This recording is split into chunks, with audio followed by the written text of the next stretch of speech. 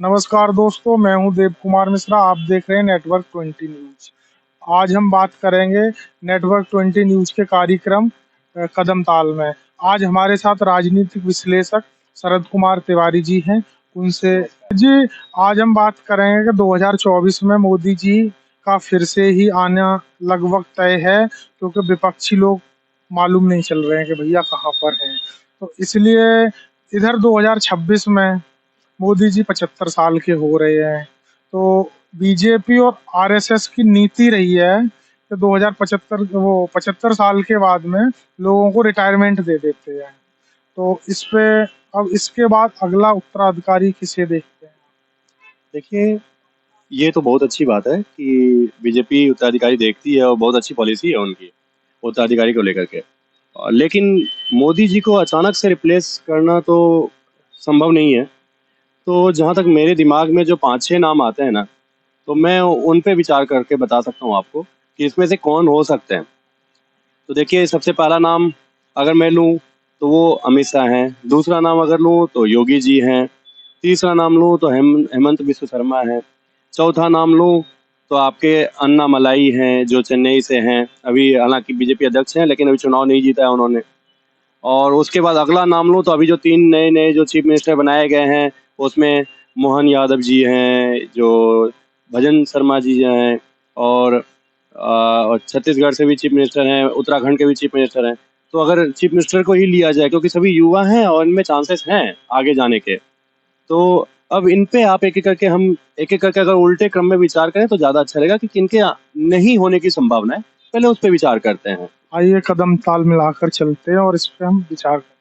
हाँ, तो इसमें सबसे पहले हम ना जिन्हें सबसे पहले नीचे से देखना चाहेंगे, उसमें हम सबसे पहले देखते हैं पुष्कर सिंह धामी का, जो उत्तराखंड के चीफ मिनिस्टर हैं, उन पे बात करते हैं। तो पुष्कर सिंह धामी के बारे में बात करते हैं। पुष्कर सिंह धामी उत्तराखंड के चीफ मिनिस्टर तो बन गए, लेकिन बीजेपी की जो हिंदू छवि है, उसको भी उन्होंने सँभाला है, बनाया है, क्योंकि आप देखते हैं कि जो बीजेपी की जो सबसे बड़ी प्रमुख मुद्दा में से 370 था, उसे तो बीजेपी ने पूरा कर दिया। राम मंदिर था, उसे पूरा कर दिया। लेकिन जो उनका जो है सबसे बड़ा कि यूनिफ़ॉर्म सिविल कोड, जो उनके बहुत दिनों से लागू है, उसे वो लागू करना चाहते हैं। उसे उत्तराखंड में उन्होंने पहले लागू किया। तो वो इस मामले में तो आगे हैं, सबसे आगे हैं। लेकिन जहाँ तक बीजेपी के पूरे देश में छवि की बात है ना, तो बीजेपी को एक ऐसा नेता चाहिए जो पूरे देश में स्वीकार्य हो। और स्वीकार्य के मामले में जहाँ तक बात पुष्कर सिंह धामी का है, तो मुझे नहीं लगता कि अभी उन्होंने वो अचीवमेंट पाई है। तो इस हिसाब से मुझे पुष्कर सिंह धामी का थोड़ा-सा कमज़ोर लगता है, क्योंकि पूरे देश में उनकी छवि उतनी नहीं बन पाई। अगर इतनी बनती, तो फिर जैसे चुनाव प्रचार में आप देखते होंगे कि सभी मुख्यमंत्री जाते हैं, सभी जगह जाते हैं, तो उस हिसाब से वो नहीं जा पा रहे कहीं पे। कहीं पे उनका इस तरह से नहीं है, बेस नहीं है कि उन्हें दिया जाए। तो जब बेस नहीं होगा, तो फिर वो बीजेपी को वो सूट नहीं करेगा, क्योंकि उन्हें चाहिए एक बेस। बेस वाला नेता चाहिए। बेस उनका सिर्फ उत्तराखंड के अंदर में है। हालाँकि ऐसा नहीं कह सकते कि बाहर नहीं है, हो सकता है हिंदी भाषी राज्यों में, कुछ राज्यों में हो भी जाए। लेकिन उनसे और छवि वाले नेता पे भी विचार करें तो ज़्यादा अच्छा रहेगा। अब जैसे दूसरा नाम हम विचार करते हैं, अभी जो 3 मुख्यमंत्री बने हैं, 3 मुख्यमंत्री पे ही पहले सीधे बात कर लेते हैं। इसमें देखिए भजन लाल शर्मा हैं, अ, मोहन यादव हैं, और जो छत्तीसगढ़ के मुख्यमंत्री हैं, इन तीनों पे विचार करते हैं। ये तीनों जो हैं अभी नए-नए बने हैं। अभी तो पहले इनके बारे में ये भी नहीं पता था कि ये मुख्यमंत्री भी बनने वाले हैं। तो कोई जानकारी भी नहीं थी हमें कि तीनों मुख्यमंत्री बनेंगे कि नहीं बनेंगे। लेकिन बीजेपी अपने कार्यकर्ताओं को जानती है कि भाई कौन कितने दिनों से मेहनत कर रहा है, उनकी बेस क्या है, पीछे बेस में उसने कितना काम किया है, क्योंकि वो कैडर बेस्ड पार्टी है। तो उन्होंने काम किया है, इसी बेस पे बनाया। लेकिन लोग नहीं जानते उन्हें, और बीजेपी को चाहिए जो लोग जानने वाले हैं। जब तक लोग नहीं जानेंगे, तो फिर उनके लिए उनका उत्तराधिकारी बनना थोड़ा-सा अभी मुश्किल काम है। हाँ, ये है कि अभी मोदी जी का इतनी जल्दी तो रिप्लेसमेंट होना नहीं है। इसमें 4-5 साल तो लगेंगे ही लगेंगे। हो सकता है 2029 का जब चुनाव हो, उस समय ही कोई रिप्लेस होकर के आए। कि जैसे चुनाव जीत लिया बीजेपी ने, उसके बाद रिप्लेस करके सीधे-सीधे प्रधानमंत्री किसी को घोषित कर दिया, नया प्रधानमंत्री घोषित कर दिया।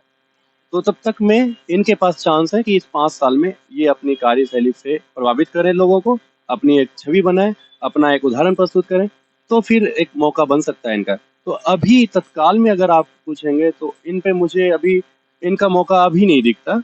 अभी अगर नीचे से हैं, लेकिन हाँ, ये है इनके पास मौका है 5 साल, क्योंकि अभी 5 साल है इनके पास चांस। तो इन चारों के पास जो है ना 5 साल का जो समय है, ये बहुत बड़ा मौका है इनके पास कि 5 साल में अपने आप को साबित करें, प्रूफ करें और उसके बाद नई पोजीशन स्थापित करें और फिर से बीजेपी के लिए काम करें और प्रधानमंत्री का पद पा सकते हैं। उसके बाद अगर आप नाम लेते हैं, तो अगला नाम जो मेरे दिमाग में आता है, वो है अन्नामलाई का। तमिलनाडु से हैं, बीजेपी चीफ हैं। और अन्नामलाई के बारे में अगर आप बात करेंगे, तो वो जो है तमिलनाडु में बीजेपी ने अपने पुराने सहयोगी से इसकी वजह से नाता तोड़ लिया, इनकी वजह से। ये पुराने आईपीएस ऑफिसर हैं, बहुत बड़ी छवि है, बेदाग छवि के हैं और इतने सक्रिय हैं वो कि हिंदू छवि के साथ दिखाई देता है। और सोशल मीडिया और यहाँ से अगर आप देखें तो अन्नामलाई का इतना प्रचार है कि लग रहा है कि अच्छा वो एक बड़े नेता हैं। लेकिन बात वही है कि तमिलनाडु में क्या वो जीत करके दे सकते हैं? अगर वो तमिलनाडु जीत करके दे सकते हैं, तब तो समझ में बात आती है, क्योंकि कोई भी नेता वैसा चाहिए जो अपने दम पे जीत के दे। क्योंकि मोदी की गारंटी फिर खत्म हो जाएगी ना, जैसे मोदी का उत्तराधिकारी आएगा तो वो मोदी की गारंटी खत्म हो जाएगी। तो फिर एक ऐसे नेता को चाहिए जिसकी की गारंटी को पूरा देश स्वीकार करता हो। तो अगर वो तमिलनाडु को ही नहीं जीत पाएंगे अपने नाम से, तो फिर वो कैसे कहेंगे? और तमिलनाडु को अगर वो जीत के आते हैं तो उनसे बड़ी छवि नहीं होगा, क्योंकि तमिलनाडु में बीजेपी काफी समय से चाहती है कि हम साउथ में, दक्षिण में अपना एक प्रवेश द्वार बनाए, गढ़ बनाए।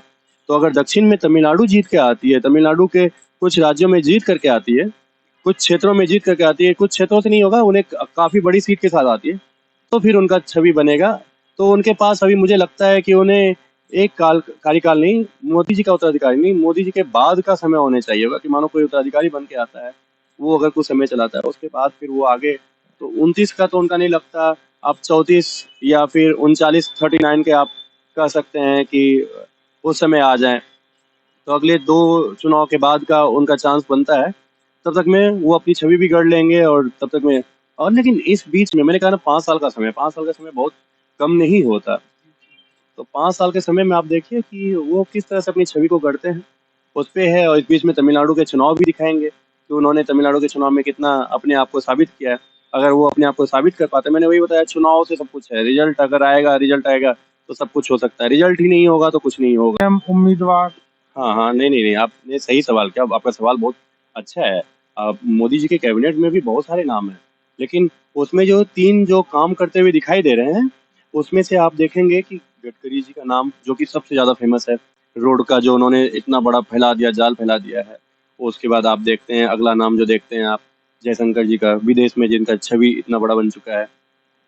और उसके बाद आप देखते हैं अश्विनी वैष्णव जी का, जो संचार मंत्री भी हैं, रेल मंत्री भी हैं, तो उनका भी नाम आप देखते हैं। और भी बहुत सारे मिनिस्टर हैं, जैसे कैबिनेट में खेल मंत्री सब भी हैं, लेकिन वो सभी छोटे स्तर पे हैं।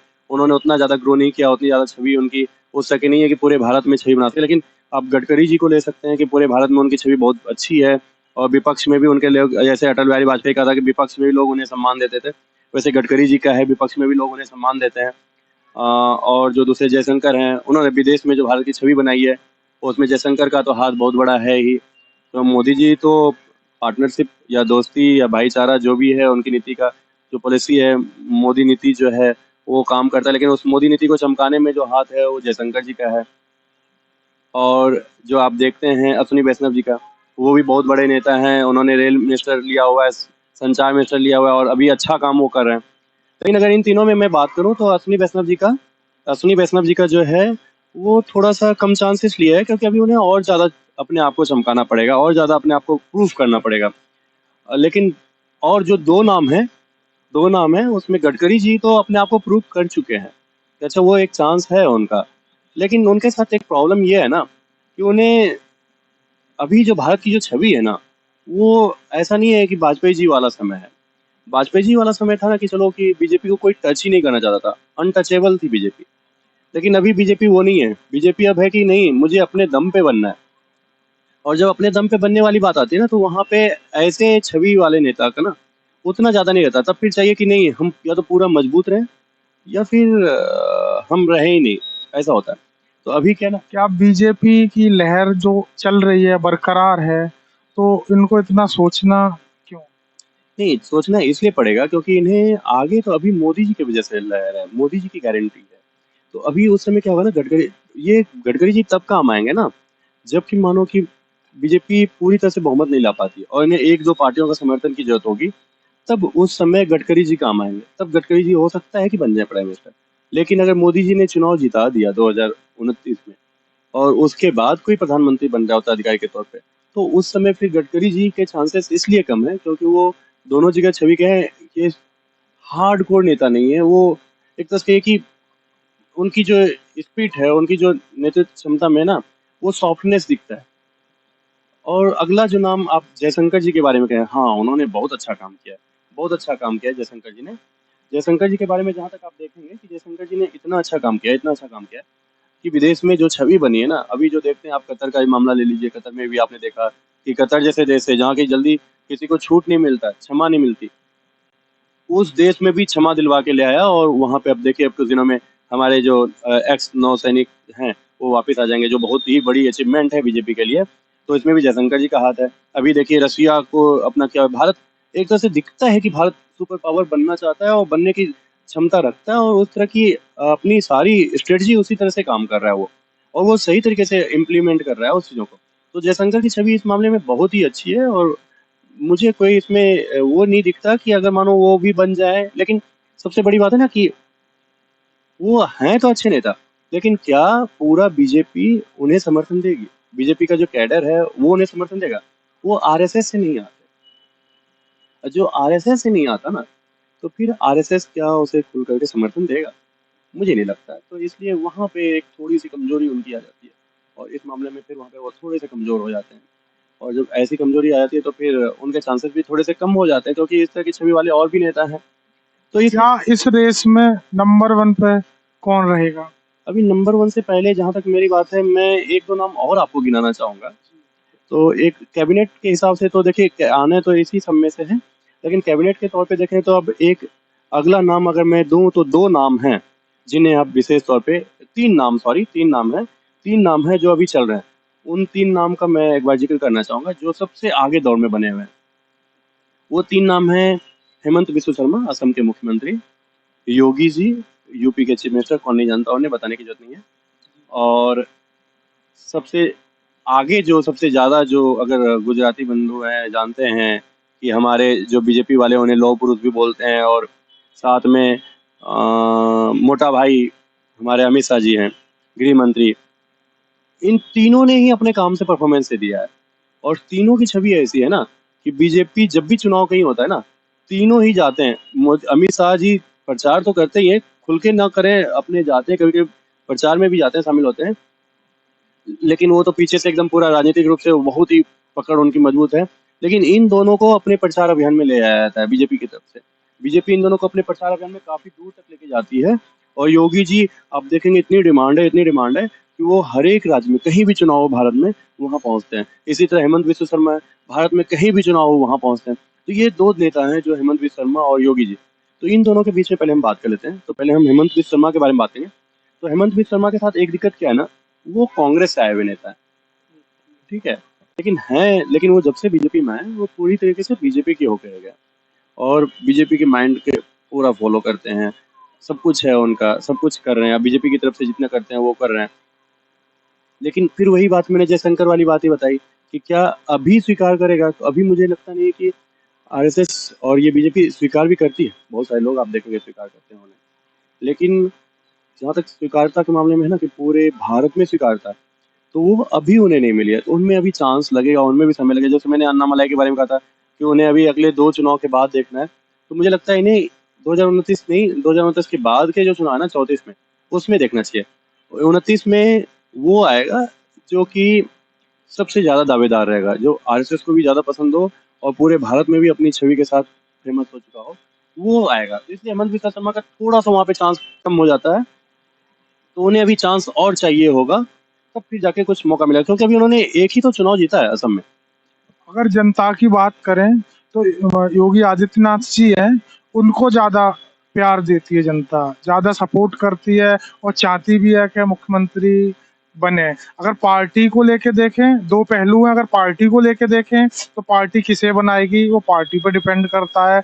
अगर हम पब्लिकली बात करें तो पब्लिक का प्यार योगी आदित्यनाथ जी को काफ़ी मिलता है।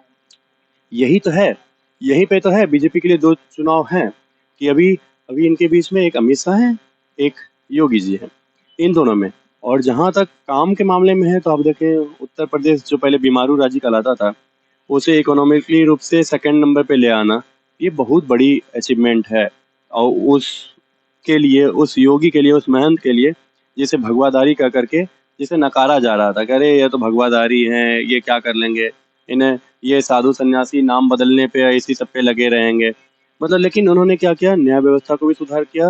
जरूरी होता है कहीं भी इन्वेस्टमेंट के लिए, न्याय व्यवस्था बहुत जरूरी होती है कि लोग आपके न्याय में विश्वास करें, न्याय व्यवस्था में रखें, विश्वास रखें, वहाँ जरूरी होता है। वहाँ इन्होंने वो बहुत अच्छा काम किया। उसके बाद इकोनॉमिकली रूप से भी देखें, आर्थिक रूप से भी देखें कि यूपी को इतना तेज ग्रोथ दिलाया कि सेकंड नंबर पे पहुंच गए। तो इन्होंने दोनों तरह से प्रूव किया। तो इस मामले में इनका चांस, और सबसे बड़ी बात है कि इन्हें पूरे भारत में कहीं भी होता है तो सभी बोलते हैं मोदी के बाद योगी, मोदी के बाद योगी, मोदी। एक एक सोशल मीडिया पे एक तरह की छवि पहले से चली हुई है, बनी हुई है। और जो छवि बनी होती है ना, उसका बहुत बड़ा महत्व होता है किसी भी आप निष्कर्ष पे पहुंचने में। तो ये तो इनके साथ तो बहुत बड़ा एक प्लस पॉइंट है। लेकिन फिर वही अमित शाह के बारे में बोले तो अमित शाह के साथ ये है ना कि वो मोदी जी से काफी समय से जुड़े हुए हैं, इतने समय से जुड़े हुए हैं ना कि अगर मोदी जी को अगर वाकई में अपना उत्तराधिकारी किसी पे विश्वास है, तो अमित शाह से ज्यादा किसी पे विश्वास नहीं होगा। वो अमित शाह पे मतलब आंख बंद करके विश्वास करते हैं, इसलिए आप देखें। और अमित शाह ने भी ऐसा नहीं है कि काम करके नहीं दिया। आप देखें यूपी जैसे राज्य में, जिसमें कि यूपी में स्थिति खराब थी, बीजेपी को कुछ चौथे नंबर की पार्टी बन गई थी, तीसरे नंबर की पार्टी किसी तरह से थी बनी हुई, उस समय इन्होंने किसी तरह से जिताया था। और अमित शाह ने उस समय यहाँ पे 75 सीट, 74 सीट के करीब, 70 सीट के आसपास दिलाया था उस समय लोकसभा में। उस समय योगी जी का चुनाव जिस समय नहीं हुआ था, उस समय इन्होंने चुनाव जितवा करके लोक राज्यसभा, मतलब सॉरी, विधानसभा में इनको जीत दिलाई थी। तो उनका बहुत बड़ा योगदान है। और वैसे भी उनकी राजनीतिक छवि जो है, पॉलिटिकल चाणक्य उन्हें कहा जाता है। तो वो कहीं भी जाके अपनी पॉलिसी के तहत चुनाव जीतने के माहिर माने जाते हैं वो। तो वो है। उसका धारा 370 को हटाना और पुलिस व्यवस्था को संचार करना, गृह मंत्री बना करके मोदी जी ने पहले ही साबित कर दिया कि भाई वो उनके दूसरे हाथ हैं, क्योंकि गृह मंत्रालय ऐसे भी प्रधानमंत्री के बाद का दूसरा बड़ा मंत्रालय होता है। आप देखिए पीछे की हिस्ट्री देखिए बीजेपी की, तो लौह पुरुष जो कहे जाते थे पहले, आडवाणी जी, वो गृह मंत्रालय संभालते थे, उप मुख्यमंत्री थे। तो ये था उस समय का। तो अच्छा, कहीं ना कहीं हम अगर बात करें तो राजनाथ जी भी हैं, वो भी कहीं ना कहीं पीछे नहीं मैं है। राजनाथ सिंह का इसलिए नाम नहीं लूंगा क्योंकि राजनाथ सिंह का एज हो गया है। और एज के हिसाब से जब मोदी जी रिटायर करेंगे तो राजनाथ सिंह जी भी रिटायर कर जाएंगे। तो मुझे जहाँ तक, अगर आप एक लास्ट संभावना पूछेंगे, अंतिम संभावना, तो देखिए मुझे इन्हीं दोनों में संभावना है। और इन्हीं दोनों में कौन बनता है, तो एक अगर आप सबसे प्रबल संभावना बोले तो सबसे प्रबल संभावना मुझे अमित शाह जी का लगता है। हाँ, लेकिन अगर आम जनता का प्यार मिले तो फिर हो सकता है कि योगी जी बन जाए, कि चुनाव जीतना हो तो योगी जी बना दें।